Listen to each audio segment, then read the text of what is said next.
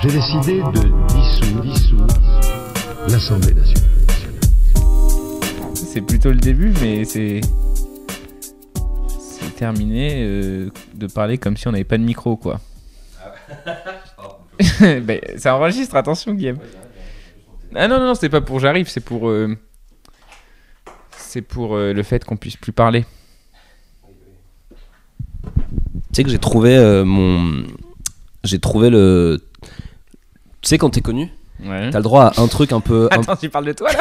Non, okay. Les gens connus. Oui. Quand t'es connu, t'as le droit à un truc... T'as le droit à un joker. Genre tu peux avoir genre un jet privé, ou tu peux vouloir avoir une maison secondaire, ou tu peux vouloir tout le temps te déplacer avec 40 personnes. Tu vois, t'as le droit à un truc, tu vois. Moi j'ai trouvé c'est genre le droit que ne jamais m'appeler au téléphone.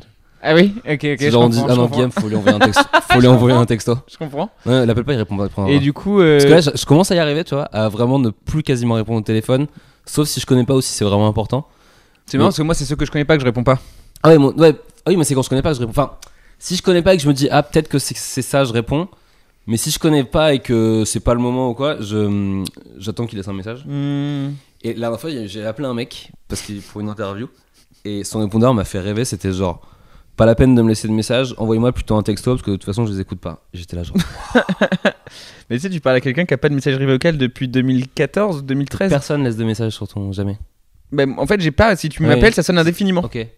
C'est une option qu'on peut demander. J'ai appelé mon opérateur et je lui ai dit je veux plus de messagerie vocale. Mais tu réponds pas non plus au téléphone. Très peu quoi. Et donc tu t'es jamais dit tiens j'ai dû rater peut-être si 3 quarts des Si, mais je m'en fous. Mais t'es libre quoi. Moi tu sais tu me connais. Oui. Moi je suis libre comme comme l'air. T'es un électron libre putain. Non en vrai ça peut me stresser parfois, mais les appels c'est vraiment un truc, j'ai l'impression que c'est autant les messages et tout tu peux contrôler, autant les appels j'ai l'impression que c'est on s'immisce dans moi quoi. Ah c'est hyper intrusif je trouve. Ouais, et en fait je trouve que on s'est dit c'est le truc idéal.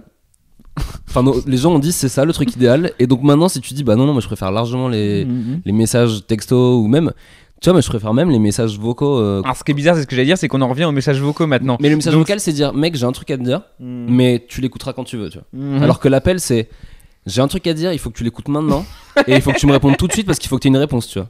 Alors que des fois le mail tu vois tu peux regarder et faire genre alors qu'est-ce que je pense de ça? C'est vrai que je m'étais jamais posé la question, mais en fait j'ai déjà eu des conversations téléphoniques avec des gens avec qui j'aurais jamais eu de conversation en face à face quoi.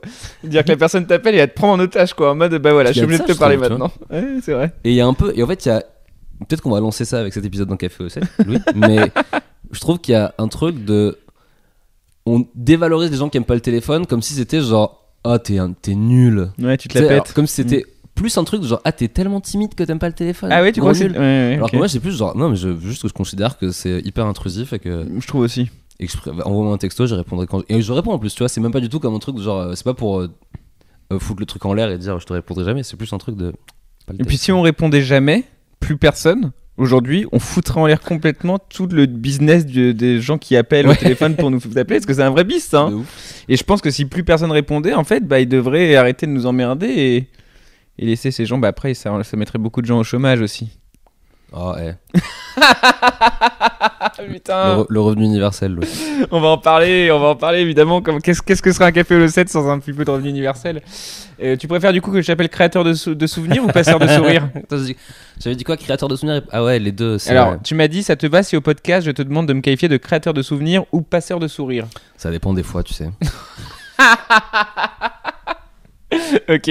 Parce que si quand je suis sur scène en tant que stand-upper, je suis un passeur de sourires. Ouais. Et quand j'organise, c'est plus un créateur de souvenirs. D'accord. Et parfois, t'as les deux casquettes. Parfois, ouais. Parfois, je veux créer du souvenir et sans faire exprès, je passe un sourire, tu vois. Putain, c'est quand même fou cette histoire. En vrai, je suis content que tu viennes parce que les deux épisodes d'un Café Holo 7, il y en a un qui était thématique. Tu étais un des derniers thématiques. Avant que je prenne mes couilles en main et que je dise mais Louis laisse-toi aller, arrête de préparer ça comme si t'avais le bac le lendemain. Et après t'as eu aussi l'épisode très controversé d'un Café Holo 7 à Marseillan avec Nathan et Paul, qui reste un de mes épisodes préférés mine de rien, avec 2-3 autres épisodes, mais ça reste un de mes épisodes préférés. Moi j'ai bien aimé le moment, mais je suis pas sûr que les gens c'est tout ou rien. En fait cet épisode à Marseillan a créé une réaction chez les gens ils me disent exactement ce qu'ils pensent de l'épisode face à face sans que je leur demande quoi. C'est en mode j'ai adoré, donc c'est arrivé quand même. Ok. Et j'ai pas aimé, mais en mode salut Louis, j'ai pas aimé ton épisode. Vraiment face à face, quoi. Et je sais, comme que. Et parce qu'en fait, tu sais pourquoi, à mon avis ils te disent qu'ils ont. Parce qu'en fait, ça se voit ça se voit qu'il n'y a pas beaucoup de taf, en fait. Donc en fait, ils ont pas de problème à dire. Non, mais en plus, tu l'assumes toi-même. Oui. Tu l'as pas vraiment monté tu l'as pas vraiment préparé. Non. Donc tu vois, ils ont pas peur de dire. Ils savent que c'est dire. J'ai mis des bips. J'ai mis pas mal de bips. Non, mais ils savent que te dire. Ils te disent pas, genre, mec, ce truc sur lequel t'as bossé pendant 4 jours, c'est pas bien. Ils disent, genre, bon, la fois où vous avez posé un micro pendant l'apéro. C'était pas ouf. Ouais, mais bon, à un moment donné, c'est ça. Mais c'est aussi ça. C'est vrai que c'est aussi ça un café au 7. Mais c'est aussi ça un café au 7. De toute façon, il n'y a pas de règles et on n'a rien à foutre. Du coup, moi, ma première. Parce que là, j'ai bossé quand même. Et j'ai écrit. Hier, j'ai pensé, en fait, j'étais dans mon lit, je pensais un peu à l'épisode, etc. avant de m'endormir. Et je me. C'est vrai, je bosse un peu comme ça aussi. Et je me dis, tu fais des podcasts aussi. C'est vrai. Et là, par exemple, il y a Virginie qui est venue pour le dernier podcast. Et ce que j'ai fait, là, j'ai pas fait avec toi, c'est que j'ai lancé l'enregistrement avant qu'elle arrive. Et dès qu'elle arrive, on a juste pris le micro quand on voulait. Et on l'a lancé parce que t'as un podcast aussi. Et il y a ce moment où tu dis, là, tu viens d'arriver. On a passé 10 minutes à discuter avant d'enregistrer. Et après, on a fait, allez. Et à partir du moment où on appuie sur lecture, tu vois, il y a ce truc de maintenant on est Guillaume et Louis avec un micro et on sait qu'on est enregistré pour que les gens écoutent potentiellement. Est-ce que toi, en faisant un podcast, c'est un truc que t'as en tête ? Moi, je le fais ça aussi enfin, ça dépend qui fait l'enregistrement chez Nouvelles Écoutes. Mais des fois, il y en a qui lancent. Ils savent que j'aime bien quand ils sont prêts, ils lancent, ils me font juste un petit signe. Et moi, je dis pas vraiment à l'invité que ça a commencé. Alors après, il comprend au bout de 2 questions qu'en fait, on est plus dans la conversation. Mais des fois, j'aime bien ce petit moment un peu. Ouais, où tu sais que. Alors évidemment, c'est pas pour leur faire. Je peux Élise Lucet, tu vois, c'est pas pour leur. Qui disent des trucs qu'ils auraient jamais dit normalement, mais des fois, un truc un peu plus léger pour démarrer un épisode, je trouve ça cool. Et c'est vrai que c'est marrant parce que des fois, en fait, on discute, et puis je leur pose une question qui est sur la thématique de l'épisode, je sais pas, sur le poulet. Je dis un truc, j'en dis un deuxième, et au troisième, ils me font ah, mais ça a commencé là en fait, tu vois. Et tu sens que d'un coup, ils se redressent un peu et tout, tu vois. Alors que ça change pas grand chose, mais c'est vrai que j'aime bien moi aussi les. Bah oui, parce qu'il y a quand même un truc de. On reste nous plus micro, tu vois. Genre, il y a des épisodes où on peut pas oublier le micro, il y a des épisodes où on l'oublie un peu, mais c'est assez. Bon, bref, en tout cas, toi, t'es aussi un professionnel du podcast, donc je voulais absolument te poser cette question. Et du coup, avant de rentrer dans plein de sujets à tort et à travers, on va quand même parler de cet épisode à Marseille où on a annoncé que tu faisais le championnat de France de barbecue. Et j'ai beaucoup d'auditeurs qui me demandent encore en permanence, mais quel a été le résultat de Guillaume à ce concours de ce championnat de France de barbecue ? Alors, il y avait quand même un barbecue à gagner. Ouais, il y avait des lots assez cool pour les 3 premiers de chaque catégorie. Il y avait quand même des mecs qui sont. Alors, c'était marrant parce que. Déjà nous on n'était que 2 et toutes les autres équipes étaient quand même beaucoup, et à chaque fois il y avait un truc de jeu sur la présentation, on avait vraiment fait des trucs, enfin on a appris beaucoup pendant cette période, pendant ce championnat, notamment sur les noms d'équipes. Ouais. Nous on n'avait pas vraiment de nom d'équipe, alors qu'en face de nous il y avait genre les roast beef. Les roast beef, les bâtards. C'est drôle et en même temps c'est horrible. Et des trucs un peu comme ça, tu vois, il y avait un truc avec Pornhub, mais j'ai oublié c'était quoi le nom. Genre Pornhub, je sais plus ce que c'était, mais un truc, un jeu de mots comme ça. Et les côtelettes, c'était une équipe de filles. Les côtelettes ? Ouais. Ok. Et du coup, on s'est dit, bon, ok, déjà, on n'est pas dans cette vibe-là. Et puis, en fait, les gens, nous, on a fait un truc, en fait, c'est marrant parce que. Les salamoches. Désolé. T'as le droit aussi de jouer au jeu du jeu de mots sur le thème du barbecue. Désolé. Attends, là, on se disait qu'on allait l'appeler le Winchester FC. Ok, ouais. Et qu'on allait faire que des grades sud-américaines pour la prochaine fois. Mais peut-être que d'ici là, la mode de Ousmane Dembélé sera tombée. Je pense qu'elle tombera jamais. Je peux pas parler de foot. Apparemment, on a retrouvé des substances illicites dans son sac dans le vestiaire du FC Barcelone. Ousmane ? Ouais. Tu crois qu'il fait passer de la drogue à Barça ? Je sais pas s'il se dope. Enfin, je sais pas dans quelle mesure aussi. C'est pas tu l'enlèveras parce que de toute façon, tes auditeurs. C'était dit, allez, un épisode où on parle pas de foot. Et c'était. Non, mais je sais pas si dans quelle mesure c'est pas. Alors, soit c'est genre des trucs dopants, soit c'est genre de la weed. Ouais. Soit c'est. Et encore qu'à Barcelone. Je vais pas l'enlever, on parle d'un champion du monde quand même, ça intéresse les gens. On va faire court, mais on parle quand même d'un champion du monde. Donc, Ousmane Dembélé, un de mes joueurs préférés d'ailleurs. Attends, ou alors si c'est genre le Barça qui a un peu fait sortir tout parce que c'est le Barça, ils veulent s'en débarrasser. Ah, ok. Ok, donc Ousmane à suivre. Ok. On ouvre une brèche. Et du coup, ça c'était Winchester FC pour l'appeler, finalement pour pas de prochaine. nom. Ok. Et en fait, mon pote avec qui j'étais, Farrell, il m'a dit un truc à un moment à la fin qui était que je trouve assez juste. Il a dit nous, on a vraiment une interprétation très 11e arrondissement du barbecue. Ouais. C'est vrai qu'on était vraiment genre dans un mood un peu hipster, tu vois, cave à manger, donc des trucs, des petits machins avec vraiment des subtilités. Là, on a mis du halloumi, un fromage machin et tout. Et les autres avaient. Et c'est marrant de voir d'ailleurs 2 conceptions de la cuisine domestique un peu différentes. D'autres étaient vraiment genre, il y a des mecs par exemple qui ont gagné, qui étaient déjà beaucoup plus forts que nous, mais en plus l'idée était, on l'aurait pas du tout eu quoi. Ils ont genre ils ont recréé un poulet avec de la farce, avec de la saucisse et tout machin. Enfin, c'était une forme de poulet rôti, mais pas avec du poulet rôti, que des trucs très très plus Top Chef en fait, tu vois, plus des grosses démonstrations. Et tout ça pour dire qu'on a fini, je pense, dans les 10 derniers de trucs sur le poulet. Je crois qu'il y avait 40 personnes, on a dû être dans la 30e place, comme ça. Et pour les légumes, on a fini 5e quand même. Et alors ? Sur 17-18. Et alors ? Pas mal, non ? Bah oui. Franchement, à 2, tu vois, on a failli avoir le podium, mais peut-être j'y retournerai l'année prochaine. Et en vrai, le truc qui est hardcore, qui est un truc que je me suis dit, c'est chaud, c'est cuisiner, mec. T'es au soleil, entouré de barbecue, de 10h à 18h. Mon oncle a fait Masterchef et il m'a dit que tu l'as reçu dans ton podcast, et il m'a dit qu'une des épreuves les plus difficiles, ça a été celle qu'ils ont enregistrée dans une arène à Madrid, je crois, où vraiment ils étaient en plein cagnard et en fait ils se rendaient pas compte. Même j'ai un pote qui était aussi dans les gens qui organisaient l'émission, et il m'a dit en fait on n'avait pas anticipé ça et c'était infaisable pour les candidats, quoi. C'était vraiment très très dur, quoi. Ah bah il fait chaud, t'as soif, tes produits il faut que tu les travailles tout de suite, sinon ils suintent. C'est horrible. Enfin, c'est très dur. Et du coup, toi, c'est parce que on n'en avait pas parlé trop la dernière fois, c'est Rémi qui avait eu le thème bouffe. Tu sais, quand tu l'as sorti, j'étais là genre, ah bâtard. Mais à l'époque, je vous connaissais pas si bien, je paniquais facilement. Mais du coup, toi, qu'est-ce qui t'a amené à la bouffe quand même, tu vois, à la base ? Parce que je suis même pas sûr que t'as déjà posé cette question. En fait, ce qui m'a amené à la bouffe, c'est que parce que pour les gens qui te connaissent pas forcément et tout, Guillaume qui fait du stand-up avec moi quand il y a plein de soirées de stand-up, mais qui a aussi un podcast sur la bouffe qui s'appelle Bouffon, et aussi voilà une chaîne YouTube avec de la bouffe et Hangover Cuisine, et du coup beaucoup de choses autour du monde de la bouffe. C'est vrai. En fait, le truc je me souviens, quand j'étais petit, ça m'intriguait vachement de comprendre comment mes parents faisaient les trucs qui me servaient. Donc je leur avais demandé de m'apprendre un ou deux plats. Et au début, je les faisais avec eux, et puis après, je les faisais tout seul. C'était genre un soir, peut-être toutes les 2 semaines ou quoi, c'était moi qui faisais la manger. Mais toujours genre vraiment une recette. Peut-être des gâteaux, des trucs comme ça. Mais ça m'avait toujours un peu intrigué. Je me souviens que je regardais un peu les émissions de cuisine un peu d'un œil quand j'étais petit. Enfin, quand j'étais au collège, machin. Et après, quand j'ai habité tout seul, après en étant étudiant, je me suis dit... en fait, j'étais qualifié comme difficile en bouffe, tu vois. C'est-à-dire en fait, pas grand chose. Je mangeais pas trop à la cantine. Okay. Après coup, je me suis rendu compte que la cantine c'était quand même vraiment dégueu. Donc en fait, c'est pas vraiment que je suis difficile, mais plus que j'avais pas envie de manger des trucs vraiment dégueux. et en fait, du coup, je me suis dit bon, si t'as envie de survivre quand t'es étudiant, essaie d'apprendre à faire des trucs à manger, quoi. Donc c'est comme ça que j'ai appris d'abord à faire un truc, un deuxième, un troisième. Au début, je les faisais pas très bien, puis un peu mieux. Puis après, je me suis dit c'est quand même cool de faire à manger, donc je faisais de plus en plus à manger. Et puis à un moment, je me suis dit, il y a peut-être 4-5 ans, parce que j'ai pas créé ma chaîne YouTube quand j'ai eu l'idée, j'ai attendu 1 an ou 2. Et je me suis dit, t'as beaucoup de contenu il y a beaucoup de contenu desquels je m'inspire, américains, anglo-saxons, qui ont vraiment une approche très cool de la cuisine domestique, où en fait tu vois, tu te prends pas la tête, t'apprends à faire des trucs tout en respectant les produits, en respectant les recettes, tu vois, c'est pas des trucs comme les trucs qu'on voit sur Facebook où ils font n'importe quoi, tu vois, mais avec une approche hyper cool. Tu sais, de mecs tatoués qui te font un truc, enfin tu sais pas comment dire. Et je voyais ça nulle part en France, c'est-à-dire qu'en France t'avais soit des très grands chefs qui t'apprenaient des trucs, soit des mères de famille qui te racontaient un peu leur vie en faisant une recette, mais c'était un peu long, ça parlait pas forcément aux jeunes, et je trouvais qu'il manquait ce truc entre les deux.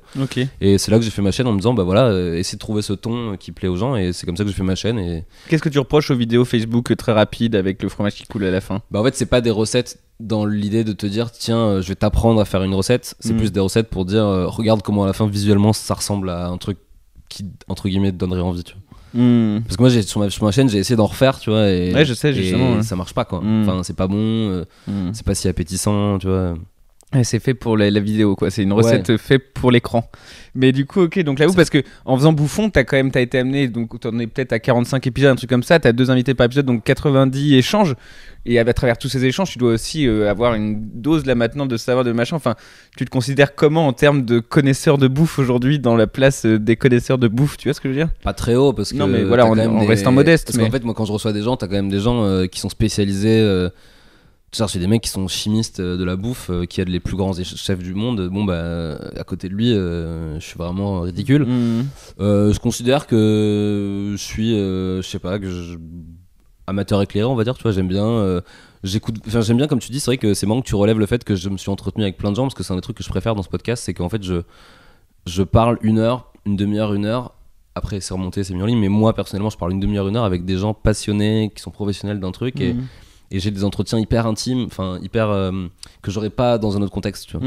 Bien sûr. Et du coup, c'est vrai que c'est une chance, tu vois, au-delà du fait que tu vois, c'est un travail que j'aime bien, ça fait un produit à la fin que j'aime bien, je suis rémunéré pour le faire. Vraiment le tout début de ce truc-là, de juste échanger avec ces gens que je rencontrerais pas forcément dans ce cadre-là d'habitude. Bah, je trouve ça trop bien, quoi. Mais au-delà, de toute façon, au-delà de tout le reste, moi, le podcast, je sais plus dans quel épisode j'en parlais, je crois que c'était avec Guillermo Guise, mais j'en ai reparlé après avec Virginie en off, après enregistrer le podcast. Mais il y a ce truc de. Moi, je trouve ça incroyable, c'est que ça te permet de parler. Enfin, plus jamais on parle 1 heure, 1 heure et quart avec quelqu'un. Soulo, je crois. Avec Soulo, peut-être. 1 heure, 1 heure et quart sans téléphone, sans rien. Et c'est ouf aussi, quoi. Ce truc de vrai échange où t'es obligé d'être dans les yeux. Et.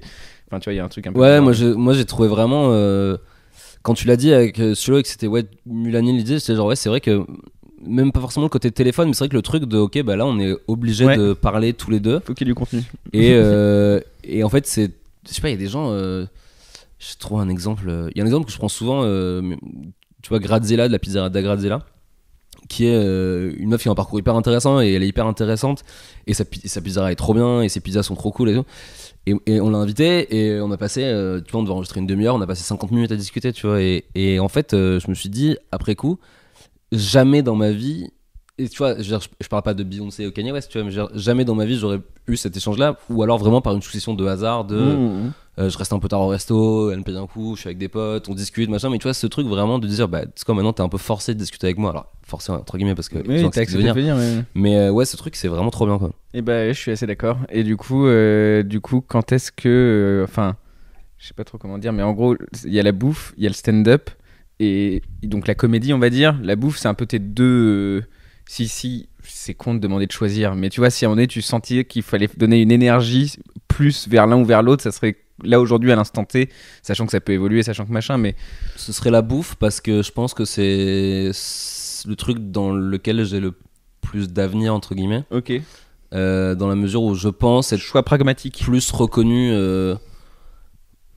pour la bouffe que pour le stand-up. Et que le podcast marche mieux que mes passages, tu vois, enfin, et je suis à un stade d'évolution un peu supérieur dans la bouffe. Et en plus, dans la bouffe, je suis accompagné, tu vois, c'est-à-dire qu'en fait, il y a de nouvelles écoutes avec moi et on a des projets pour l'avenir, tout ça. Donc, alors que le stand-up, tu vois, je sens que je suis arrivé à un stade où soit j'arrête tout et je me lance dans un spectacle d'1 heure, mais ça va me prendre du temps, ou tu vois, ça broute plus, quoi. Et c'est vrai que la bouffe, j'ai l'impression que. Enfin aussi, pour être très honnête avec toi, aujourd'hui je me suis pas du tout lassé de tout ce que je fais dans la bouffe. Genre YouTube, le podcast, les dîners que je fais, les festivals et tout.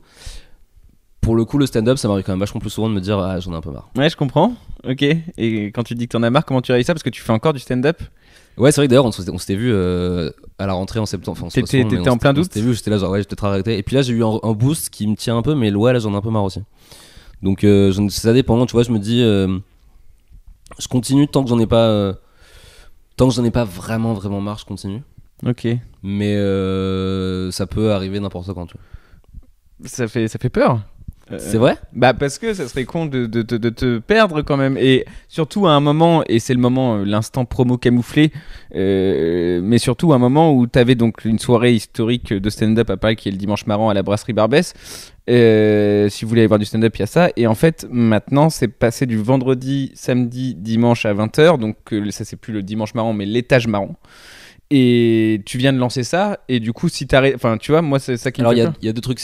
Il y a arrêter le stand-up en tant que me produire sur scène, et arrêter tous les trucs liés au stand-up. Tu vois. Je pense qu'en un premier temps, si je me mettais à arrêter, ce serait d'abord juste arrêter de faire des scènes. Tu vois. Et bah alors, ça m'intéresse aussi parce que t'es quand même un mec. À base, tu fais un peu de la photo, t'as été dans des festivals underground, à Austin, à machin, tu m'as raconté l'histoire un peu de fou, t'as la bouffe où t'es à fond dedans, enfin, t'es quand même un peu, tu fais plein de choses.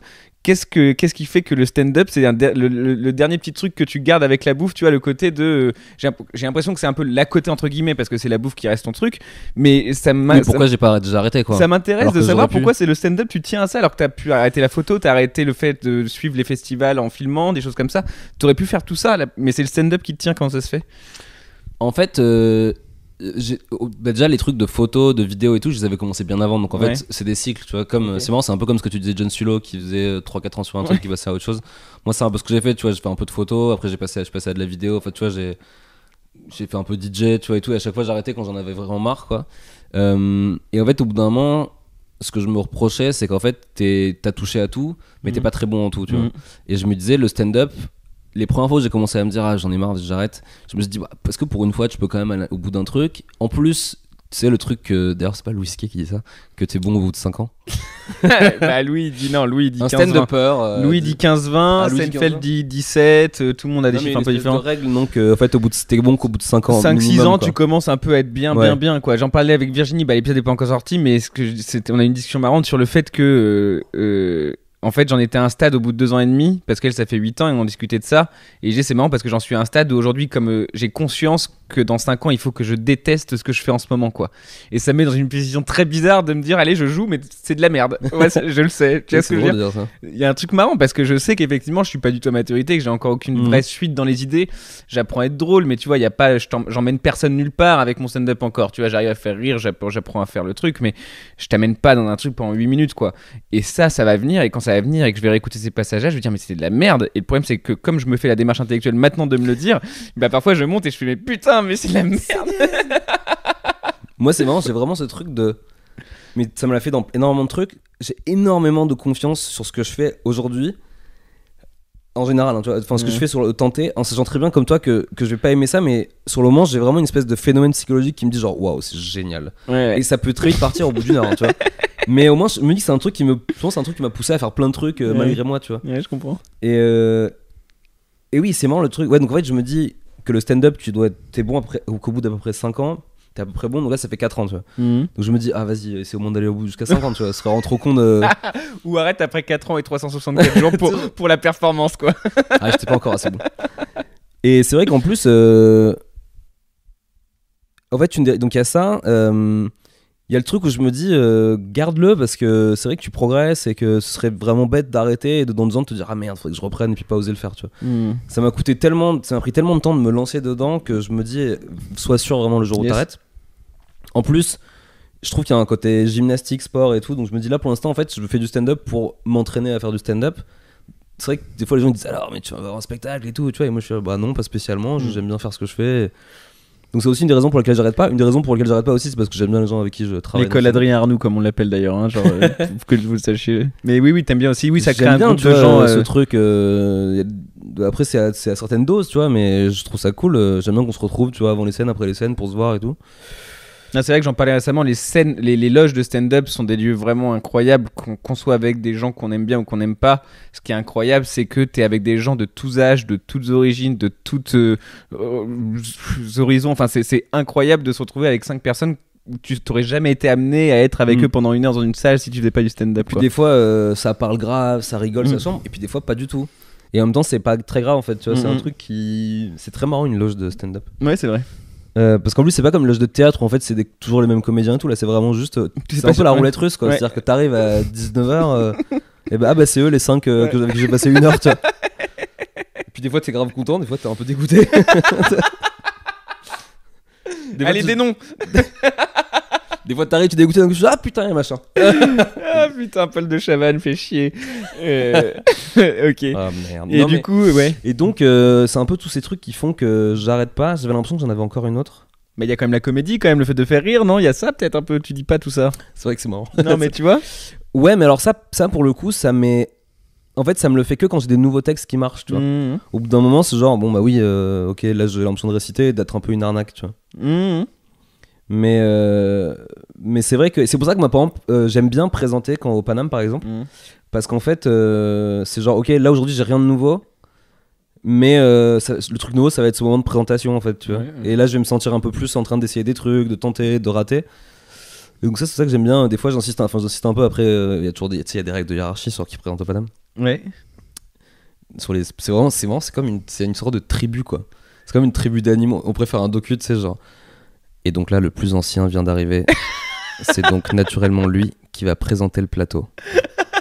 Regardez, le junior se retire. Avec dans les yeux la certitude qu'il passera premier. C'est vraiment ça, quoi. C'est vrai qu'il y a un peu de ça. Mais non, c'est un monde marrant, le stand-up. Et c'est un monde d'autant plus marrant que tu as dit le mot magique. On va pas ne pas en parler. Tu crois quoi Tu as parlé quand même de Louis C.K. C'est un sujet dont on va parler parce que j'en ai pas parlé dans les 2 derniers podcasts alors qu'il revient en France, que je l'ai vu moi au théâtre de l'œuvre pour sa première quand il est revenu en France. Oui voilà. Non mais je dis tout pour bien replacer et je sais ce que tu en penses toi. maintenant là, le fait qu'il revienne maintenant me fait me dire que d'accord, en fait, je pense qu'il a trouvé en la France cet endroit qui le laisse faire 1 heure et du coup, genre sans trop parler, et tu sais, genre machin. Est-ce que le pays qui fait faire des films pour Roman Polanski ne serait pas le meilleur endroit pour venir faire du stand-up? C'est là où alors, on va rappeler donc la chronologie des faits. Ceux qui savent pas l'affaire Louis C.K., bon, très rapidement, il s'est branlé devant des meufs et avec ou sans leur consentement ou quoi que ce soit, c'est avec la plupart du temps quand même. En fait, il s'est branlé devant des meufs avec ou sans, mais le passage qui nous intéresse pour la polémique, c'est le moment où il l'a fait sans leur consentement. Voilà. Toutes les fois où il s'est branlé devant des meufs avec consentement. Alors voilà, d'ailleurs je parle à ta place, mais vas-y, donc comment tu résumerais ça toi? En fait, il a donc à un moment de sa vie fait un peu c'est notre héros à tous quand même, faut le dire avant. Enfin c'est le mec. Non mais avant. Je dirais pas frérot, je dirais que ça a été un mec qui nous a vachement inspiré. Héros, j'ai dit non. Héros, je dit frérot. Non, héros, c'est-à-dire que c'est le mec. Quand tu demandes à n'importe quelle personne qui s'est lancée dans les 10 dernières années, c'est lui qui a fait péter le cerveau de ces gens-là, quoi. Ah oui, bien sûr. Moi, ça a été bien sûr. Voilà. Complètement. Ça c'est pour poser la base. Et même maintenant, il y a des réflexions que j'ai sur des trucs que je sais que ça c'est venu de lui, quoi. Voilà, exactement. C'était un mec qui a vraiment réussi à faire mélanger le stand-up et un peu de philosophie et tout. C'était assez fort, quoi. Et ça l'est sûrement toujours d'ailleurs. Mais en gros, il a fait des trucs, souvent liés à la masturbation devant des meufs à qui il faisait miroiter un peu des trucs ou qui un peu étaient aveuglé entre guillemets par sa position dans le stand-up.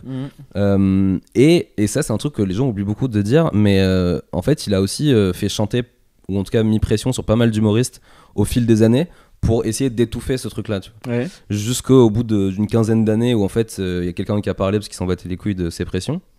Et c'est là qu'il a dit ouais, je m'excuse et tout, tu vois. Mais c'est pour ça, parce que je dis ça parce que souvent les gens disent ça va, c'était il y a 15 ans, tu vois. Et tu dis ouais, il s'est masturbé il y a 15 ans, mais pendant 15 ans il a fait pression donc il a quand même pas été inactif, et c'est pas un truc il a pas eu une lente évolution vers la rédemption, quoi. C'est juste quand il s'est fait choper qu'il a dit ouais, ok, je m'excuse. Donc ça, c'est le résumé de l'affaire. Et du coup, là, il arrive... Enfin, l'affaire, le résumé de son histoire.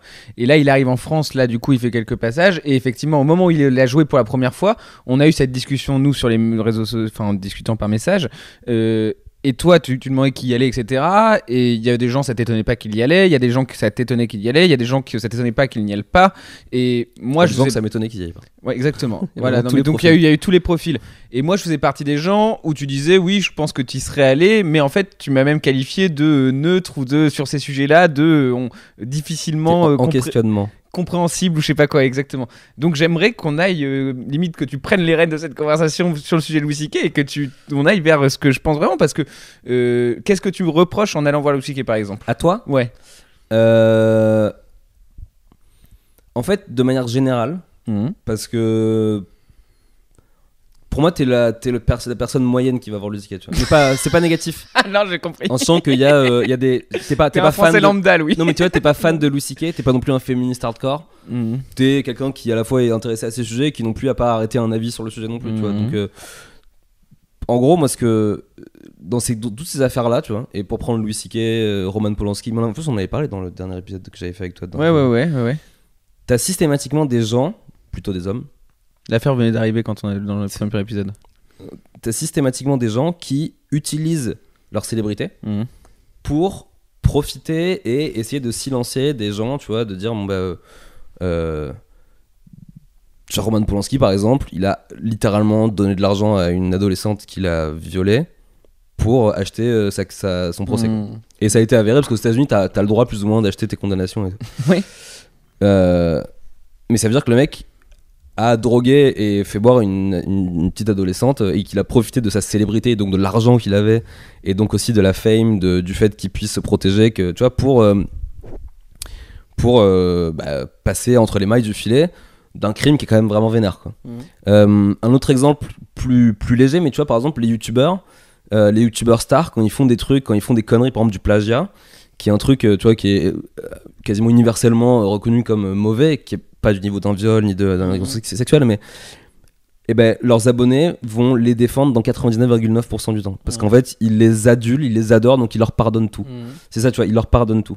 Et Louis C.K., par exemple, comme d'autres, a profité de son statut d'idole, de célébrité, pour acheter le silence de gens, pour se faire pardonner des trucs, et donc en fait c'est ce truc de... En fait, la célébrité de Louis C.K. lui permet de faire des trucs de prédateur sexuel. Et donc, en fait, la démarche de quand des gens achètent leur place en 5 minutes pour aller voir Louis C.K. dès qu'ils sont au courant, bah, ça veut dire qu'il est encore dans ce modèle de célébrité, d'idolâtrie et dans la lumière. Et donc en fait, le truc est pas réglé, pas prêt de se régler, tu vois. Ouais. C'est juste ça, moi, en fait, c'est ça qui me dérange. Mais c'est pour ça, par exemple, que le fait que toi, t'ailles voir Louis C.K., je me dis, ok, c'est Louis Dubourg. Il m'a jamais non plus dit des trucs radicaux sur Louis C.K. Il m'a jamais, tu vois, il est cohérent. Je trouve ça dommage. J'ai envie de parler de ça avec toi, la consistance. J'ai l'impression que c'est un truc qui te tient à cœur. Mais par exemple, Urbain, tu vois, on va name dropper. Mais non, mais en plus, surtout, c'est même pas du tout pour le. Enfin, je pense qu'il s'en cache pas, et c'est pas du tout pour l'attaquer, tu vois. Urbain, il a toujours été fan de Louis C.K. Ouais. Il a reconnu que c'était pas bien ce qu'il avait fait, mais très vite, il a demandé à ce que le mec soit réhabilité, et il a toujours été très consistant dans ses propos, et il a jamais demandé à ce que Louis C.K. ne fasse plus jamais stand-up, moi non plus d'ailleurs, au passage. Mais tu vois, lui, quand il est passé, il a dit bah ouais, je veux voir C.K., tu vois, c'est cohérent, tu vois, c'est Urbain, je sais qu'Urbain va voir Louis C.K. Je suis pas d'accord avec lui sur ses décisions et sa façon de voir le truc, mais en tout cas, il l'assume, il en parle ouvertement et tout. D'autres gens, dont on ne citera pas les noms cette fois-ci, vont voir Louis C.K. Envoyez un message en MP, je vous cite tous les noms auxquels ils pensent en ce moment, je les ai tous en tête. Non mais si tu veux, les gens qui, par exemple, Urbain il est pas misogyne, tu vois, mais c'est pas non plus le plus grand féministe que je connaisse, tu vois, c'est un mec, ça l'intéresse. Mais il a jamais pris des positions de folie sur Twitter. Mais du coup, le fait de pas être très féministe au départ te protège du fait d'y aller potentiellement, quoi. Bah ça veut dire que c'est consistant en fait, tu vois. Urbain il a pas fait un spectacle d'une heure sur le féminisme par exemple. Et des gens qui ont fait des spectacles d'une heure sur le féminisme sont allés voir Louis C.K., tu vois. Moi je trouve ça bizarre en fait. Je me dis en fait, qu'est-ce que ça veut dire de toi et de ce que tu penses ? Est-ce que ça veut dire genre ok, je défends le droit des femmes, #MeToo, je suis pour, sauf si c'est un mec que j'aime bien. Tu vois, et là tu te dis ah ouais, c'est bizarre parce que tu vois, normalement, il faut que tu sois capable. En fait, c'est vraiment parce que je pensais vraiment qu'on allait avoir cette conversation, donc j'y ai pensé hier soir en allant me coucher. Tu vois, donc on a tous les deux pensé l'un à l'autre en se couchant. Et je me disais, en fait, tu vois, que toi t'as une copine et moi je suis seul. Pardon, c'est hors sujet. Vas-y. Ce truc de l'idolâtrie, on le retrouve à un niveau beaucoup plus gratuit. Oui. Tu vois, tous les deux, on est fans de foot et on est fans de l'OM. Quand l'OM joue, si par exemple, il y a un défenseur de l'OM fait une faute dans la surface de réparation, une faute avérée, on va être là genre mais non, il n'y a pas faute, il n'y a jamais faute, c'est n'importe quoi, tu vois. Parce qu'en fait t'as une espèce de truc qui t'aveugle, qui est le supporterisme, le fanatisme, et donc en fait ça fait qu'en fait on le sait très bien, mais on est pendant l'heure et demie du match, on est totalement pas partial, on est impartial, non. On est partial justement, et c'est ça. On va dire ouais, l'arbitre il fait n'importe quoi, tu vois. Donc en fait on devient bête, parce qu'en fait si 2 heures après on va regarder les images avec un arbitre professionnel avec nous, tu vas dire genre regarde, il y a faute, parce que si on va dire ah oui, en fait effectivement il y a faute. Mais le côté oui, mais c'est pas grave quand c'est gueuler devant ta télé sur du sport, tu vois. Mais quand c'est quelque part jouer le jeu d'un mec qui est un prédateur sexuel, moi ça me dérange. Ouais. Et c'est pour ça qu'en fait moi ça me dérange de voir des gens qui défendent vachement le féminisme, et c'est très bien, mais de dire ah mais donc en fait t'as juste mis une pause. C'est ce que me disait un autre mec qui est vegan. Et je lui dis c'est marrant, c'est vraiment comme si tu disais je suis végétarien, et d'un coup je te disais mais t'es sûr mec, pour un bon steak, et tu disais ah ouais j'avoue, juste un bon steak, je vois ce que tu veux dire. T'es pas vraiment végétarien, tu vois. Et du coup ça me, en fait c'est bizarre, j'ai eu l'impression, mais est-ce que et c'est vraiment l'impression que ça m'a fait, et en même temps c'est vraiment très personnel, parce qu'en fait on est très peu à pas y être allé en fait. Si vous voulez des noms de gens qui, au final, dites-vous qu'on est très peu à pas y être allé, tu vois. C'est-à-dire qu'en fait Joseph Roussin, Fred Cham et moi, au final, et Laurent Siama, c'est les 4 seuls humoristes que je connais qui sont pas allés. Et là vous voyez pas Guillaume, mais il le dit en regardant la table d'une façon, il se retient de pour voir si ça enregistre bien. T'inquiète, c'est bon, ça c'est sous contrôle. En fait, et du coup moi je me suis senti peut-être un peu trahi, tu vois. Ouais, je comprends. De dire putain c'est, ah oui, je pensais, enfin tu sais, c'est un peu genre attends, mais on n'avait pas parlé tous ensemble, tu vois, de dire on n'était pas tombé d'accord pour avoir un avis commun qui est pas le même tous, mais avoir un peu une direction commune, tu vois, d'évolution. C'est un peu comme, tu sais, c'est ce que je t'avais dit d'ailleurs, c'est un peu comme si parce que je reprends le truc, mais tu vois, on est plusieurs supporters de l'OM au Paname, dans l'humour. Il y a toi, il y a Urbain, il y a Charles Nouveau. Non, je crois pas. Il y a, enfin bref, on est 5-6, tu vois, il y a Redouane et tout. Et c'est comme si pendant 1 an ou 2, on s'était genre parlé de l'OM, vous avez parlé des trucs, on avait parlé des trucs et tout. Et puis un jour, j'allume ma télé et je vous vois dans le parcage parisien avec des écharpes en train de dire allez Paris. J'étais là genre, attendez, c'est pas du tout ce qu'on s'était dit. Tu vois. Et ça m'a fait un peu cet effet là en fait. Ok, je comprends. Voilà. Et mais il y a un truc qui va avec, parce que moi je trouve ça déjà, on est quand même dans une époque où il y a des gens qu'on peut plus aller voir, qui nous font rire, mais en même temps moralement, enfin c'est un truc qui n'existait pas avant, ce côté la morale, le truc, et je trouve ça bien. Si tu veux, j'y suis pas retourné hier. on enregistre mardi, il est revenu hier, et j'y retournerai pas avant un moment jusqu'à ce que son spectacle au moins évolue beaucoup. Et je comprends ces arguments-là, et le fait que tu m'expliques que ça fait pas avancer la cause, et c'est une cause qui me tient quand même à cœur, enfin que j'ai envie qu'elle avance, le cause du féminisme, et les gens comme toi qui m'expliquent ça me font réfléchir en tout cas. Après je dis pas que j'irai jamais plus le voir, mais en tout cas ça me fait réfléchir.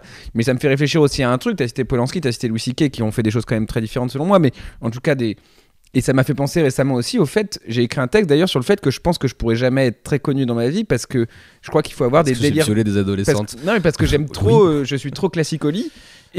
Et qu'en fait j'ai l'impression que les gens qui deviennent très connus c'est que des gens qui sont complètement cinglés sexuellement quoi. Ouais mais autant essayer d'espérer que l'avenir soit un truc un peu plus lambda. Ouais, mec, comment ça se fait la corrélation entre les folies sexuelles, parce que même t'entends les machins, enfin t'entends que les mecs ils font tous n'importe quoi. Je sais pas quel est le lien entre ces mecs qui font n'importe quoi et la connaissance. T'ouvres tes désirs et t'ouvres des portes que tu connaissais même pas dans ta tête avant quoi en fait. Alors je pense qu'il y a à la fois ça, je pense qu'il y a aussi il y avait le père de il y avait Charlie Sheen qui à un moment était en procès pour Martin Sheen. Martin Sheen, ouais, c'est ça. Oui, Charlie, parce que c'est Charlie Sheen Junior, mais en fait c'est Martin Sheen, c'est Apocalypse Now et l'autre c'est ça. Enfin, il y en avait un qui était en procès pour être allé voir des prostituées et le juge à un moment lui dit mais je comprends pas enfin vous êtes une méga célébrité quoi, vous devrez pas avoir besoin entre guillemets de ça.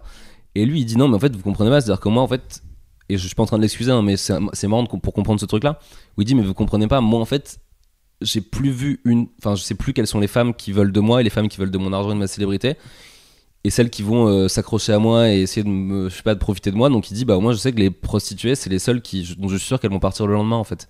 Et tu te dis ok c'est vrai que ça change complètement ton rapport à l'entourage en général, c'est-à-dire que les mecs, les meufs et tout. Et aussi il y a aussi un truc de, c'est un lieu comment dire ça, mais je pense qu'il y a beaucoup de gens qui se lancent dans ces métiers un peu bizarres parce qu'ils veulent être connus pour des raisons bizarres. Et je vais te donner l'occasion de mettre un bip dans 5 secondes. Mais par exemple, qui est hyper chelou vis-à-vis des meufs, tu vois. Et tu te dis, j'en parlais avec des potes il y a 2 jours, on se disait, putain, mais le mec il est quand même connu, t'étais quand même censé penser qu'il a achevé tout ce qu'il avait envie de faire.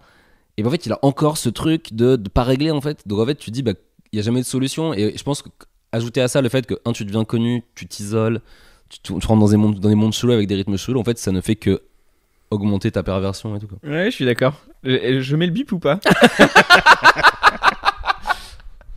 Waouh. Ok, non mais je suis assez d'accord. Attends, j'avais un dernier truc à dire sur Louis C.K. Ah oui, en fait, le truc, c'est juste en fait, je trouve que quand, tu vois, il y a un secret show de Louis C.K. qui est annoncé et qui se remplit en 1 heure, et ben en fait, quelque part, c'est le mettre sur un piédestal parce qu'en fait, c'est un peu classe de faire ça, tu vois. Ouais. Ça participe un peu à écrire ta légende, tu vois. Et donc en fait, je trouve que chaque personne qui y allait, ce que je leur reproche individuellement, mais en fait c'est un truc de groupe, c'est d'avoir tous participé à leur manière à remettre Louis sur un piédestal et donc potentiellement un jour de refaire ce qu'il a fait, tu vois. Et ça pour moi c'est le truc qui est le plus dommageable dans cette histoire. Et justement ce que je disais, d'ailleurs on en parlait ce matin toujours par message parce qu'on se parle un peu tous les jours, Louis. Aujourd'hui t'as tellement de moyens de regarder le travail de quelqu'un sans le soutenir. Et on le fait tout le temps en fait, dans les séries qu'on télécharge en torrent, dans les trucs qu'on pirate, tu vois. Et on le fait même pour des trucs qu'on aime beaucoup, tu vois, des trucs qu'on adore et tout. Et je suis même sûr qu'on a, toi et moi, déjà téléchargé illégalement des spectacles de mecs qu'on adore et qui sont hyper legit et qui ont rien fait de mal. Et ben je me dis, putain, Louis C.K., ne mets pas 20 balles pour aller le voir. Peut-être à la limite, s'il y a un truc que tu dois pirater, c'est le spectacle de Louis C.K., tu vois. Si vraiment t'as envie d'être curieux et de dire, ok, je veux voir ce qu'il fait, et ce que je comprends tout à fait. Mais encore une fois, parce que il y a des gens qui m'ont dit, ouais, mais toi, c'est ça qui m'énerve aussi avec les gens qui le défendent, c'est que souvent ils t'envoient des arguments à la figure, enfin ils te contrent des arguments qui sont pas tes arguments, tu vois. J'ai vu des gens qui m'ont dit, ah ouais, mais toi, ah ouais, tu veux plus qu'il fasse stand-up, c'est ça? Ou ah putain, toi tu veux qu'il soit dans la rue, ça? Ou vas-y, tu vois, on a qu'à le mettre en prison, Louis C.K., tu vois. Et tu te dis, ah, mais c'est vraiment jamais ce que j'ai dit. Moi je considère que on doit juste, à un moment, peut-être il doit faire un peu repentance et qu'il doit pas être dans la lumière tout de suite. Tu vois, j'ai entendu une interview de Bill Burr où il dit, tu vois, ils disent, ouais, il est retourné au cellar et plein de gens étaient énervés et juste quelques personnes ont célébré. Et dans ma tête je me disais, c'est plutôt l'inverse qui s'est passé, puisque quand même il est rentré sous les applaudissements des gens. Il y a 90% des gens qui étaient dans la salle qui ont applaudi standing ovation. T'as que quelques meufs qui étaient un peu genre, ah putain, on me prend un peu en otage là, et qui disaient, mais ils veulent quoi ces gens, que Louis C.K. fasse plus jamais de stand-up? Et ce qui est vraiment un argument, je dis pas que personne le dit, mais la majorité des gens sont plus là, ah c'est un peu tôt. Et dire ah c'est un peu tôt, c'est pas l'interdire, parce qu'en fait moi quand je dis ah Louis C.K. c'est un peu tôt, j'ai pas les clés d'un théâtre et je vais pas l'interdire. Tu vois, si je sors là et que je dis il pleut, je vais dire ah merde, ça m'arrange pas, c'est un peu tôt, tu vois. Et c'est juste en fait le truc de de considérer, en fait, moi je veux pas que Louis C.K. arrête de faire du stand-up, je veux pas qu'il soit dans la merde, je veux juste qu'en fait à un moment bah il puisse quand même prendre le temps de se rendre compte de ce qu'il a fait. Mais quel temps ? Parce que moi, il y a cette question, et on peut même s'élargir à Louis C.K. Il y a le côté de la rédemption quand même. Est-ce que le fait que cette personne. Enfin, si tu veux, Bill Cosby ou Polanski qui soit dans ma tête foutu parce que j'ai une ligne morale et chacun a la sienne, et que moi, ces gens-là ont clairement dépassé ma ligne morale, que Louis C.K. dans ma tête ne l'ait pas dépassé, alors dans la tête, il l'a dépassé peut-être, mais à quel moment on trouve un point d'accord pour dire qu'il y a une rédemption possible ? En fait, je pense que c'est. Et c'est ce que. Je sais plus quel humoriste disait ça, mais. Enfin, plein de gens l'ont dit.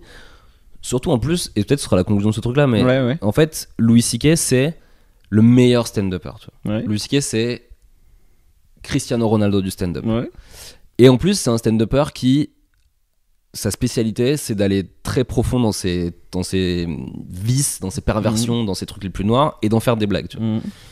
Et bah si t'es vraiment le meilleur stand-upper, mec, montre-nous maintenant. Tu vois, c'est comme si t'avais eu le Ballon d'Or 4 années d'affilée. Et bah là c'est la 5e année, et pour l'avoir ça va être un peu plus dur que les autres fois. Tu vas devoir travailler sur un texte peut-être un peu plus dur, mais tu dois nous montrer que t'es le meilleur stand-upper.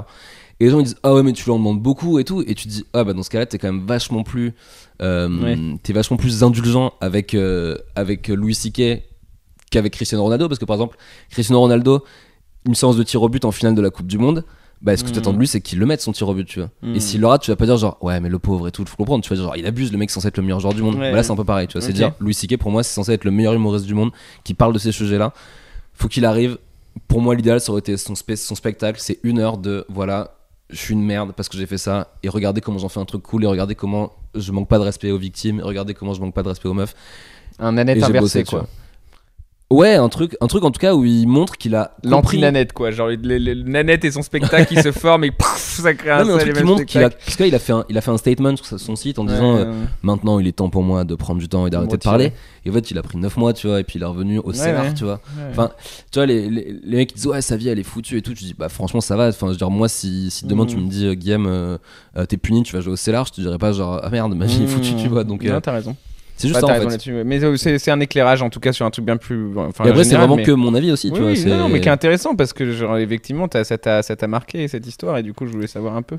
Mais ok, bah du coup donc Louis C.K. Si j'ai bien compris et pour résumer, tu l'adores et t'es chaud pour qu'elle vienne.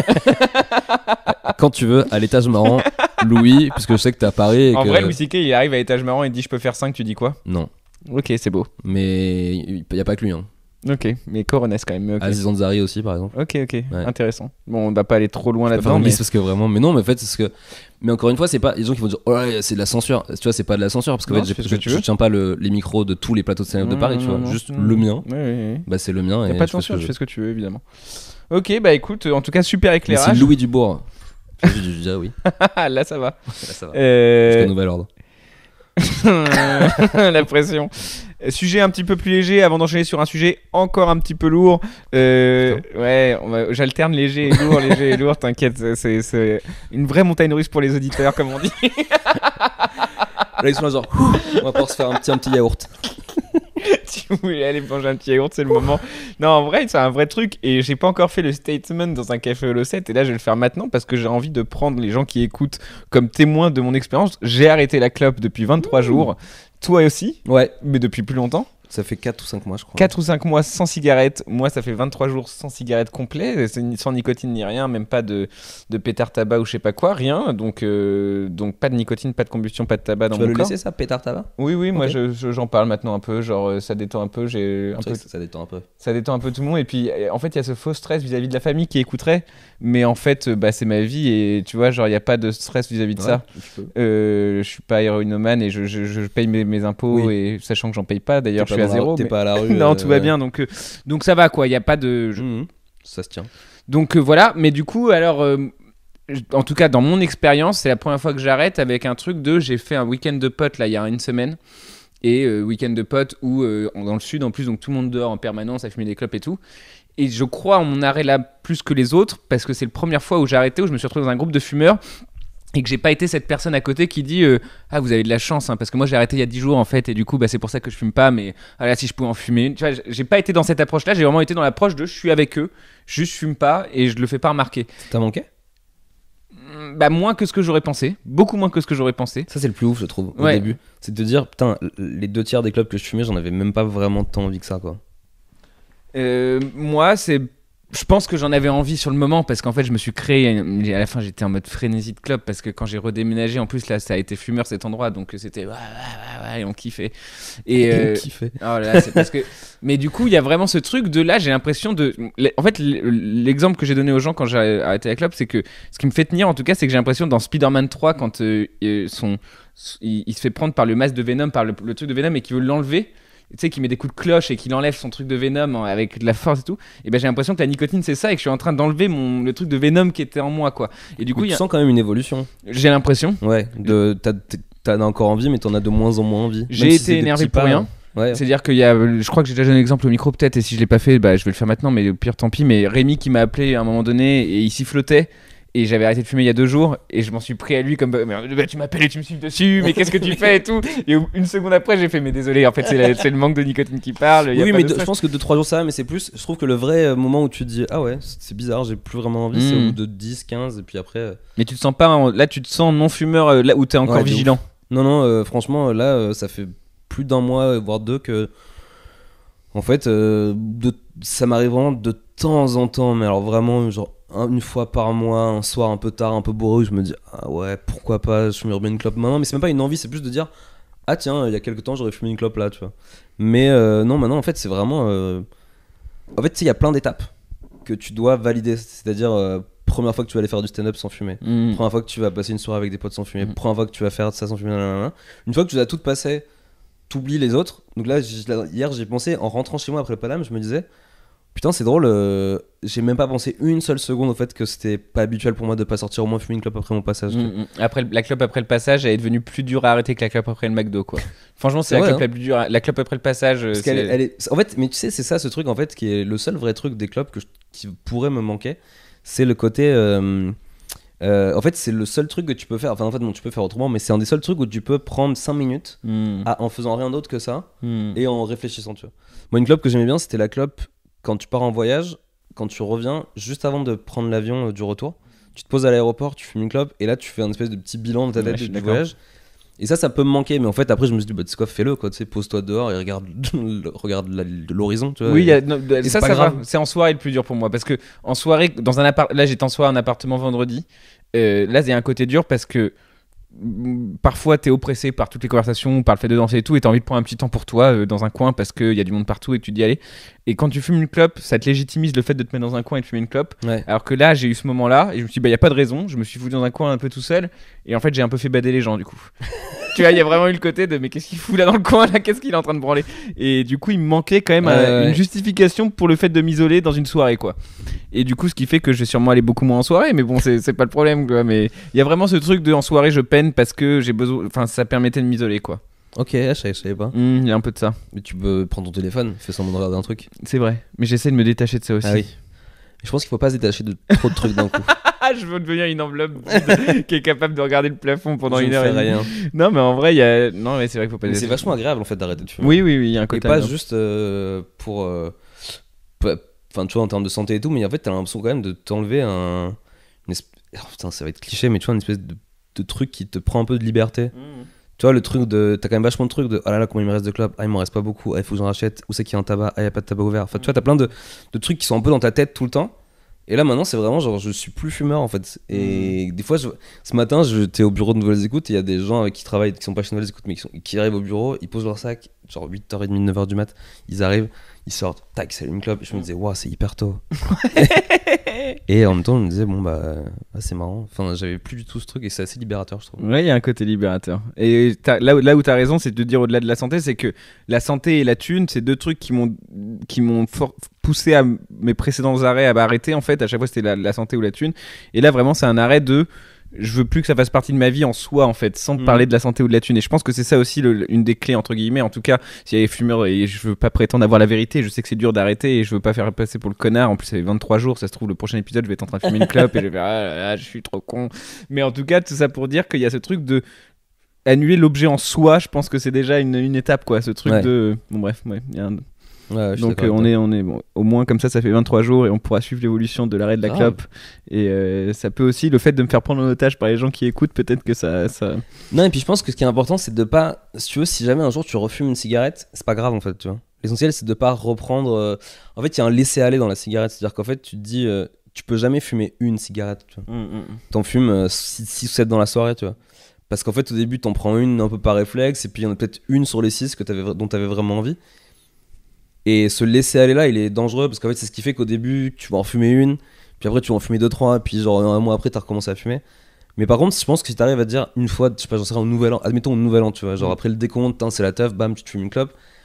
Et c'est la seule que tu fumeras dans la soirée, et c'est pas grave, faut pas le lendemain. Incapable de faire ça, mais moi je pense que je suis pas capable non plus, c'est pour ça que je le fais pas. C'est-à-dire mais si jamais ça m'arrive, je veux pas me dire ah je suis nul, ah bah tant pis, nique sa mère, je recommence, tu vois. Faudra juste te dire bon tant pis, t'as fait ça, c'est pas grave, tu vois. Ah, putain, moi je pense que si j'en fume, ça sera en mode waouh, c'est comme. Je pense qu'en plus si t'en fumes une, tu vas pas la kiffer. Et tu peux très bien faire genre ah c'est dégueulasse en fait, j'arrête. J'espère, en tout cas, nous voilà tous les deux non-fumeurs et dans un monde qui devient de plus en plus non-fumeur d'ailleurs. Mais bah, c'est trop cher en plus, quoi. Franchement, hein. Tu vois qu'on sera à 10 balles, mec. Ça va être à 10 balles un de ces jours. Un jour, arrêtez de fumer, putain. Et à la fin de cet épisode, on va faire 10 minutes de méditation anti-stress, anti-fumage. Non, alors, ok, du coup, on va passer au sujet plus grave. Oula, là, on a une arrivée surprise. Merde, qu'est-ce qui se passe ? Putain, on saura jamais ce que c'est. C'était pas l'heure.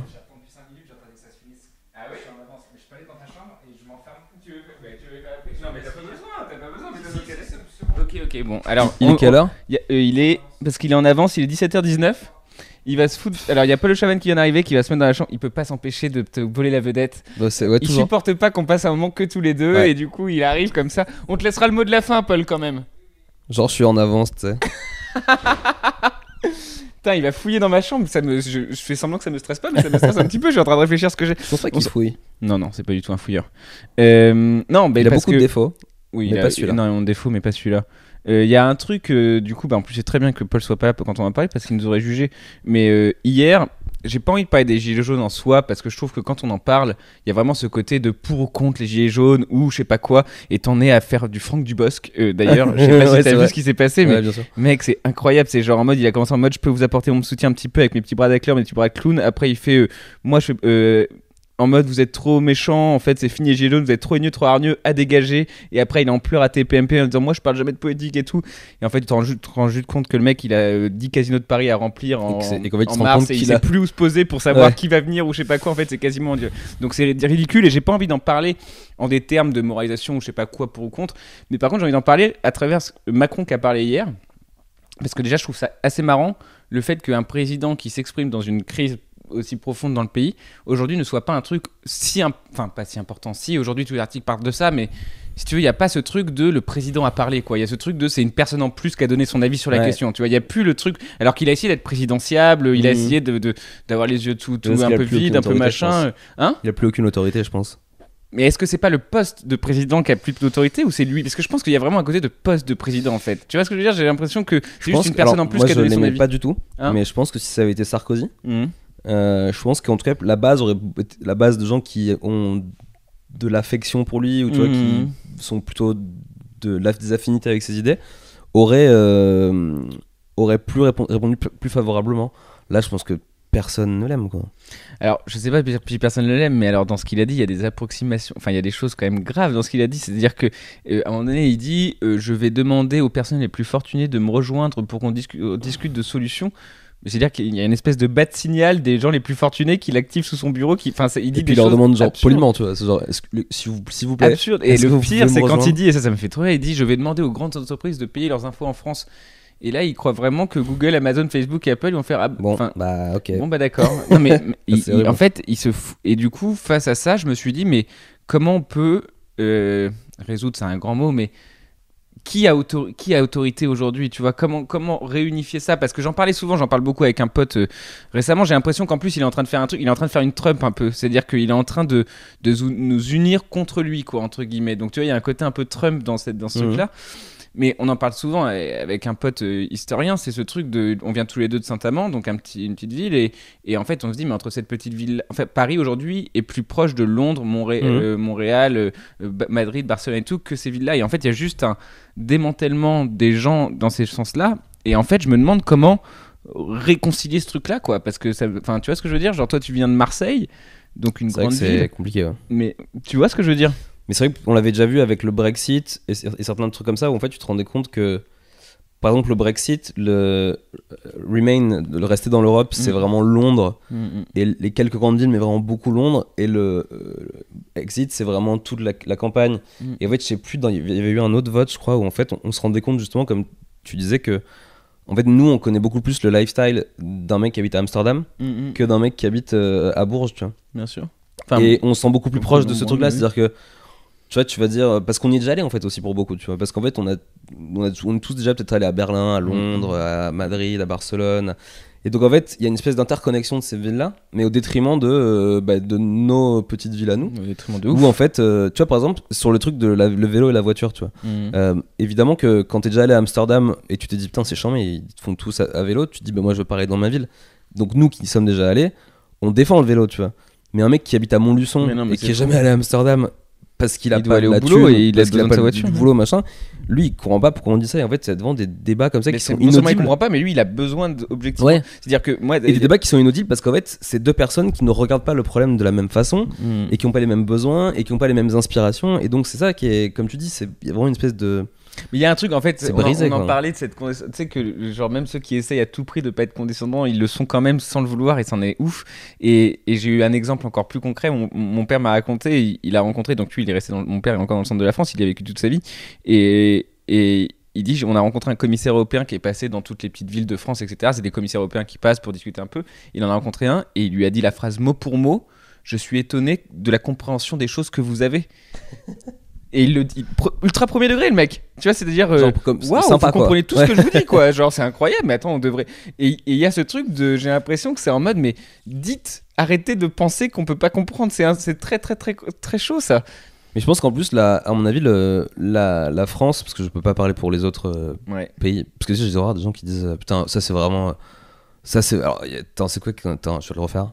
Donc ils disent ah ouais ça c'est vraiment un truc très français, ça se passerait pas comme ça ailleurs, et tu dis putain t'as vécu au moins 2 ans dans un autre pays pour pouvoir comparer, tu vois, c'est et en tout cas en France je trouve qu'on a très centralisé tout à Paris, et je sais que ce tort on aussi le véhicule parfois, tu vois, et donc en fait le problème c'est que du coup ça a créé un 1/6 du pays qui est concerné par des trucs, et puis tout le reste qui est complètement à l'abandon, alors que si je pense qu'on avait beaucoup plus tu vois donné des valeurs à des grandes villes de province, tu vois, pour être un peu des relais des petits villages, tu vois, il y aurait eu un truc un peu plus... Le tissu, en tout cas, aurait été plus équilibré, tu vois. Alors que là, t'as vraiment Paris, les centres-villes des très grandes villes qui sont des espèces de simili-Paris, et après, le reste, ça n'a rien à voir, tu vois. Et comme tu dis, et là, c'est vrai que la solution pour renouer le truc, c'est ouf, quoi. Bah, je me demande... j'ai ce pote avec qui je suis en contact tout le temps qui me dit que lui... il craint beaucoup, et qui dit en fait on pourra pas résoudre ça sans passer par une forme d'abîme, quoi, à un moment donné, quoi. Moi le fait d'être allé j'ai un pote et on est déjà dans l'abîme d'ailleurs quand on voit les lycéens avec les mains derrière la tête, quand on voit ces choses là, on est déjà dans une forme d'abîme, mais bon. Moi le fait, tu sais, j'ai un pote, ça fait 1 an qu'il a ouvert un bar dans un village, enfin qu'il a repris un bar dans un village, qui fait pizzeria, bar et tout, et c'est hyper cool, tu vois, il a sa licence 4, il est bien. Et ouais, ça s'appelle le Bar des Amis, c'est à Villars, dans le Luberon, à côté de Apt. Et c'est vrai que moi j'y suis allé 4 ou 5 fois, tu vois, passer genre un week-end ou une semaine et tout. Une fois j'y suis allé tout seul, tu vois, et donc forcément j'ai parlé avec des gens et tout, et je pense que ça m'a aidé à comprendre un peu plus rapidement le truc des gilets jaunes, tu vois. En tout cas de me dire tu peux te foutre de sa gueule parce que peut-être que le mec qui vote FN, mais c'est pas si facile, c'est pas genre si blanc et si noir, tu vois. C'est-à-dire que un mec qui vote FN, c'est pas un mec avec un couteau entre les dents qui a envie d'assassiner tous les rebeux qu'il voit, quoi. Un mec qui vote FN, ça peut être un mec hyper cool, hyper sympa, alors évidemment pas avec tout le monde, mais qui a un premier rapport, enfin tu vois, où tu te dis ok, il y a un truc. Bien sûr. Et puis attends, mais on se branle sur le fait que notre société elle est pas raciste aujourd'hui par rapport à un des États-Unis qui ont voté Trump, mais en vrai ça c'est ce fameux pote avec qui je parle tout le temps qui m'a ouvert les yeux là-dessus. Il me dit en fait, il t'enlève les plus de 60 ans qui eux ont fait voter Macron, c'est-à-dire qu'on dit que les vieux sont racistes et tout, ils ont voté en majorité pour Macron parce qu'en fait ils sont plus proches de leur sous que de la peur qu'ils ont des étrangers, entre guillemets, donc ils votent plutôt vers le plus centriste à chaque fois. Et il dit, si tu prends les moins de 50 ans, et encore plus sur les moins de 30 ans, le deuxième tour, c'est Mélenchon-Le Pen. Et c'est Le Pen gagnant chez les moins de 30 ans à la fin. Et en fait, qu'on arrête de dire, machin, la France, on se branle ou je sais pas quoi. Ouais. On est un pays où, genre, c'est Le Pen qui gagne si on enlève les vieux, quoi. Mais sauf que je me retrouve dans un cas de figure où des fois, t'arrives, tu vois, tu passes une heure avec un type, trop marrant, tu vois, tu bois des coups, tu rigoles et tout, et puis à un moment, le mec, il dit un truc hyper raciste. Et ben, qu'est-ce que tu fais, tu vois ? C'est-à-dire qu'en fait, la politique Twitter, c'est genre mute, cancel, salut, bye, tu vois. Mais dans la vraie vie, c'est pas ça, tu vois. Et c'est-à-dire qu'évidemment, au fond de moi, je suis là, genre, ah putain, c'est vraiment trop nul ce qu'il est en train de dire, et c'est dommage parce qu'en plus, ça a l'air d'être une bonne personne, enfin, ça a l'air d'être quelqu'un d'intéressant et tout. Mais donc, tu vois, il y a un truc où en fait, t'arrives à retrouver la complexité des gens et aussi peut-être des fois à discuter, essayer de leur faire comprendre que des fois, ils disent des trucs.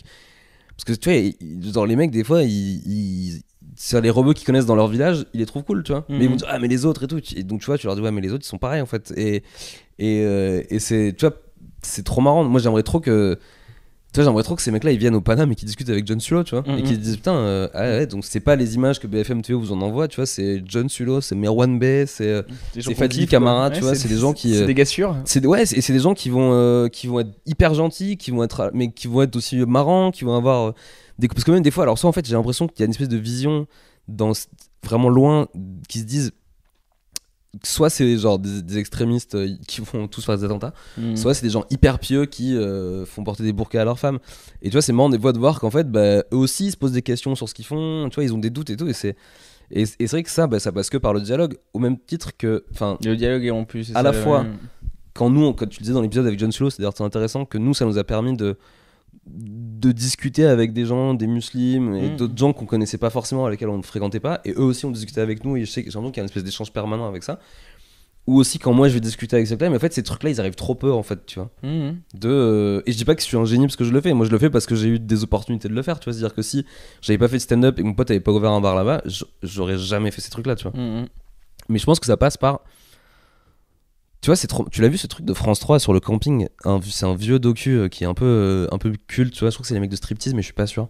Je crois que c'est en plusieurs épisodes et c'est en fait ils filment un camping pendant l'été, quoi. Et c'est vraiment un camping avec des mecs, avec des beaufs, avec tout ce que ça a avec la superbe de ce terme-là, tu vois. C'est vraiment des mecs qui sont au Ricard à 11h du mat, qui kiffent, quoi. Et t'as plein. Et en fait, dans ce camping, dans un des bungalows, t'as une bande de jeunes de je sais pas où, tu vois, genre d'une banlieue des Yvelines, tu vois. Et en fait, il y a une espèce d'interconnexion qui se fait jusqu'à ce qu'en fait, la fin du truc, c'est qu'ils sont tous autour d'une table. Mais bien sûr. Et ils gauleries, et t'as un des mecs de banlieue qui pécho une des meufs, et en fait, tu dis, trop marrant. Mais en fait, il y a un truc qui est dur à expliquer, je pense, et c'est quand même pas la clé du tout. Ça serait horrible de dire la clé dans un truc aussi compliqué, donc pas du tout, mais pardon. Pour conclure ce podcast, je vais donner la clé. Écoutez-moi, Louis Dubourg, je vais donner la clé pour que la France reparte sur les bons rails. Il y a les gens, les Parisiens beaucoup, et plutôt les méprisants, entre guillemets, ils n'arrivent pas à ne pas l'être, et il y a une forme de, moi je vois très bien, donc les gens que je connais, parce que je viens de Berry à la base, et je connais, moi c'est pas un truc que j'arrive à parler normalement, mais en fait ils parlent pas normalement aux gens, et ils se rendent pas compte, et en fait c'est exactement le commissaire européen, quoi. La phrase qu'il a dit à mon rep, c'est marrant, vous comprenez ce qu'on vous dit. Quand tu parles comme ça à quelqu'un, il a envie de t'étriper, et je pourrais pas lui en vouloir de vouloir t'étriper, en fait. Et je pense que si tu résous ça, tu résous beaucoup de choses, mais il n'y a pas de clé pour ça. Parce que quand tu vois les journalistes à la téloge qui en parlent, ils en parlent en mode mais nous on comprend tout le monde et tout, ça se voit que tu comprends pas, en fait. Et c'est ça qui énerve. Ouais, que t'as pas envie, ouais. Ouais, ça énerve beaucoup. Du coup, il y a un climat tendu, et ça fait 2 épisodes de suite que je sors pendant ce climat sans en parler. Et je savais pas si je devais en parler ou pas, mais je trouve que c'est intéressant juste de se questionner sans dire pour ou contre, sans dire je sais pas quoi, parce que tu vois, Manu qui dit hier on vous donne 100 balles, quoi. C'est très très très très bizarre, quoi. Enfin, il y a un peu une entourloupe, quoi. Genre 6 heures, les gens il a fallu 6 heures pour que les gens se rendent compte que c'était pas du tout une avancée, mais qui prenait en fait sur les cotisations de la sécurité sociale pour... Ah oui.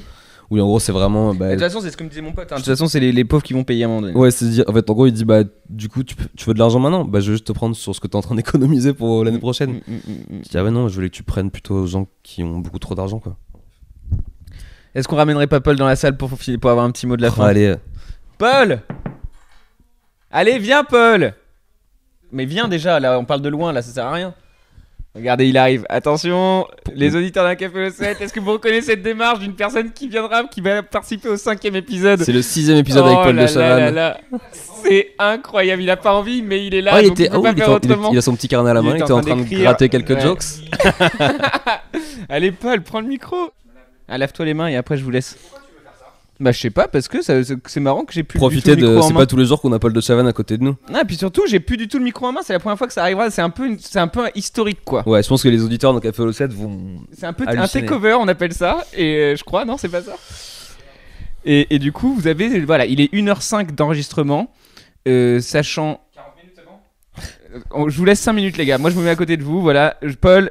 Guillaume, j'ai pas envie, je sais pas quoi dire. T'as pas envie de parler, Paul? Qu'est-ce que t'as fait aujourd'hui? Ah, il est chaud le micro? Comment ça se fait? Bah, est-ce que Louis était tout émoustillé de me parler? C'est brûlant. Ah ouais? Montre. Non, y'a. Ah ouais. Ah non, ça va. C'est juste toi, t'as méga franc en fait. Ok. Je pense que t'as juste. Ouais, bah j'étais dans la chambre de Louis Dubourg. Hein. Et ça fait des économies apparemment ici. T'as écrit quelques blagues, t'as ton petit carnet, comment tu fonctionnes? Oh bah moi c'est tout à l'instinct. Hein. Mais c'est des mots-clés que t'écris? Et enfin, est-ce que ça... Déjà, moi j'écris qu'en anglais. T'imagines? Bah, non, mais je crois que quelqu'un m'a déjà dit ça. Ouais, j'ai entendu quelqu'un dire ça. Je sais qui. C'est vrai. Non, mais je vais pas le nommer. Ils disent parce qu'ils disaient, ouais, pour le rythme, c'est mieux. Ouais. Non, qu'est-ce que je voulais dire? Rien. T'avais pas envie, ouais, mais t'as écrit. Non, parce que c'est marrant. Les tâches marrantes, ça se passe bien? Écoute, ça se passe plutôt bien. Vous en avez parlé? On a un petit peu parlé, mais ouais, ça se passe plutôt bien. C'est vrai que c'est compliqué. Enfin, c'est compliqué. En fait, j'ai l'impression de recommencer un peu à zéro certaines dates. Parce que tu sais, le vendredi et samedi, les gens, faut un nouveau public qui vienne le vendredi et samedi. Mais les gens continuent à venir en masse le dimanche, quoi. Ouais, c'est marrant. Il y a quand même 3 fois plus de gens le dimanche, quoi. Ouais. Moi, j'aurais pu croire que les gens diraient genre. Ça serait parti. Ah bah trop cool. Je vais venir plutôt le vendredi ou le samedi. Puis en fait, non, c'est un nouveau public. Ouais. Mais bon, ça se passe bien. Et pour tous les humoristes qui aimeraient participer, par exemple, ils t'écrivent, c'est ça, directement? Parce que là, du coup, il y a beaucoup de place quand même. Le plus simple, c'est mon numéro, je pense. Ok. Attends. C'est de m'appeler. Donc, n'hésitez pas à demander mon numéro à mes amis, ils le donnent assez facilement. Demandez à Joseph Roussin. Parce que toi, c'est quoi les critères pour jouer là-bas? C'est une scène ouverte en fait. C'est ça? Ouais, c'est une scène ouverte, donc il n'y a pas de vraiment. Et puis en fait, parce que là, par exemple, j'ai croisé quelqu'un, il m'a dit, je suis à ma 4e scène. Je l'ai envoyé vers trop. Ah. Ouais, c'est presque trop tard. C'est pas mal, mais c'est presque trop. Je l'ai envoyé vers toi. Et puis même pas que du stand-up, tu vois. Oui, ok, ça peut être du mime et tout. Du sketch, du mime, des tours de magie, enfin n'importe quoi. Ok. Bah, il y en a beaucoup qui font des tours de magie. Aucun filtre même en stand-up. Hein. Ils font disparaître les rires. Oh. Yes. La vous devez entendre un truc loin dans le fond. Et... c'est Louis Dubourg. Pas du tout distinct grâce à ces micros très sympa. Elle a dit, ouais, t'as pas pensé à reprendre le format d'une manière ou d'une autre? Parce que j'ai un pote qui m'a dit qu'il s'était mis à l'écouter et quand je lui ai dit que c'était définitivement fini, il m'a dit, oh merde, t'es déçu. Mais c'est ça aussi la vie. Ouais. C'est ce qui la rend sympa. Non, mais il y a plein de trucs qui sont finis quand tu y penses. Tous les trucs qui existent dans la vie et qui existent plus. On finit, ouais. Tu vois? C'est vrai. Et il est content. Ton actu, Paul, peut-être rapidement. Bah, les tâches marrantes. Les tâches marrantes, ouais. C'est que là-bas, il y a pas longtemps. Je boycotte tout le reste. T'as raison. Je joue T'as une raison particulière à ce boycott ou... Non, c'est vraiment. Non, il n'y a pas de raison. C'est vraiment à l'instinct, quoi. Aucun événement, rien. Je crois pas. Hein. Qui aurait déclenché ce boycott, ok. Non, c'est vraiment par goût du stand-up, quoi. Ouais, tu t'es dit, moi, je vais pas. Et comme je sais que là-bas, il va y avoir vraiment tous les petits nouveaux que tu vas faire jouer. Et bah, j'ai envie d'être avec eux à leur contact. Ouais, bah, moi je me vois vraiment comme un tremplin. Ouais, voilà. C'est en fait le principe c'est que il faut que les mecs chez moi tu restes pas plus de 4 scènes, tu vois. Après t'es étoile filante quoi directement. Après c'est les grosses. Toi t'as lancé qui après c'est les gros plateaux. Qu'est-ce que t'as lancé? Qui j'ai lancé? J'ai lancé Jean-Philippe de Tinguy. Bon c'est pas parti très loin mais il a été lancé à un moment. Ouais. Bah après évidemment tout ce qui est Michel Leb, enfin tous les classiques c'est moi. Ah putain ça date hein. En fait c'est facile, allume Rire et Chanson. Ok. Et c'est 2 sketchs sur 3 c'est des mecs que j'ai lancés. T'es dans les remerciements de tous les spectacles. Exactement. Mais t'as un alias. Enfin je veux dire si les gens regardent les spectacles et qu'ils disent à la fin au générique bah y a pas Guillaume Madison. Après c'est pas tout le temps dit quoi tu vois. Ouais, c'est parce que je demande aussi un peu de... C'est sous-entendu. En fait sinon après je suis submergé par les gens qui veulent que je les lance tu vois. Ok. Mais donc là, tu m'as dit les candidatures sont ouvertes pour les tâches marrantes. Oui, mais non, c'est pas vrai. C'est que sur appel sur mon numéro perso. Sinon, ça marche pas. Il faut appeler et me. Donc, je vais, voilà, ça j'appelle. Par exemple, là, je veux jouer. Qu'est-ce que je fais? Ok. Tu demandes mon numéro à quelqu'un. Ok. Il va te le donner. Ok. Parce que je dis à tous mes potes, donnez mon numéro, donnez mon numéro. C'est hyper important, mon numéro il est à tout le monde. Oui, c'est ça. C'est pas que. Enfin, d'ailleurs, je dis même pas Pourquoi mon tu numéro. pas sur la On dit banderole. le numéro de Guillaume, tu vois. La banderole étage marrant. Oui. Et puis tu sais, c'est pas. Parce que c'est pas qu'à moi, tu vois. C'est un numéro de téléphone où t'arrives à me joindre. Oui, voilà. Et donc, appelez-moi, tu m'appelles, je Mhm. décroche, je dis allô, c'est qui? Là, tu dis ton nom, Ok. prénom, Ouais. et direct, tu fais ton sketch. Ah oui. Ouais, 3 minutes. Ah au ok, t'es d'accord, téléphone. c'est là l'évaluation. Et bah, L'évaluation est en temps réel.